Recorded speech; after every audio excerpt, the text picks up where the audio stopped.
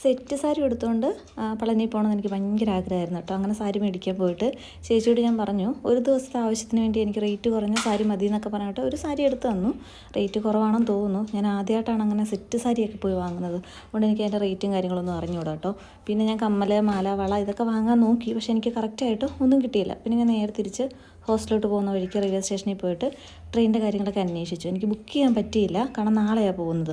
എന്നിട്ടും കുറേ നേരം അവിടെ നിന്നിട്ട് എന്ത് ചെയ്യാൻ പറ്റും, ബുക്ക് ചെയ്യാൻ പറ്റുമോ എന്നൊക്കെ അന്വേഷിച്ചു. ഒന്നും നടപടിയായില്ല. പിന്നെ നേരെ ഹോസ്റ്റലിൽ പോയി.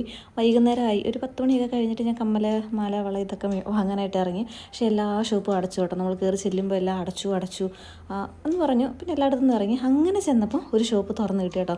അവരടച്ചിട്ട് ഇറങ്ങാൻ നിൽക്കുകയായിരുന്നു. പക്ഷേ എൻ്റെ ദയനീയ അവസ്ഥ കണ്ടിട്ടാന്ന് തോന്നുന്നു എല്ലാം തുറന്ന് എനിക്കെല്ലാം എടുത്തു തന്നു. അവിടുത്തെ ചേട്ടനുണ്ടല്ലോ, ഓണർ, നല്ലൊരു മനുഷ്യനാണ് കേട്ടോ. നല്ല സ്നേഹമായിരുന്നു പുള്ളിയുടെ. അങ്ങനെ എല്ലാ അണ്ടർ സ്കേർട്ട് വരെ ഞാൻ അവിടെ നിന്നാണ് വാങ്ങിയത്.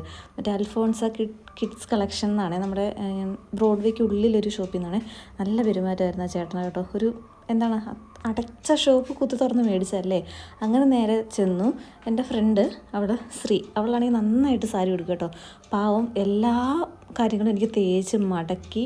എനിക്ക് സാരി ഉടുത്തപ്പോൾ കുറച്ച് വൃത്തി തോന്നിയിട്ടുണ്ടെങ്കിൽ ഇവളെല്ലാം നന്നായിട്ട് തേച്ച് തന്നതുകൊണ്ട് കേട്ടോ. എല്ലാം മടക്കി വരെ തന്നു. ഞാൻ വെറുതെ അവിടെ ഇരിക്കുകയായിരുന്നു. പിന്നെ പിറ്റേ ദിവസം ട്രെയിൻ വരുന്ന സമയമൊക്കെ നമ്മൾ നോക്കി ഒരു തമ്മനം ചായക്കടയിൽ പോയി ചായയൊക്കെ കുടിച്ചിട്ട് നേരെ റെയിൽവേ സ്റ്റേഷനിലോട്ട് പോയി. അവിടെ ചെന്നപ്പം അത്യാവശ്യത്തിന് അധികം തിരക്കായിരുന്നു കേട്ടോ. അയ്യപ്പന്മാരുടെ ബഹളമായിരുന്നു. ഇനി ഇവരെല്ലാവരും ഞാൻ പോകുന്ന ട്രെയിനിലാണോ എന്നൊക്കെ ഞാൻ കുറേ നേരം നോക്കിയിരുന്നു.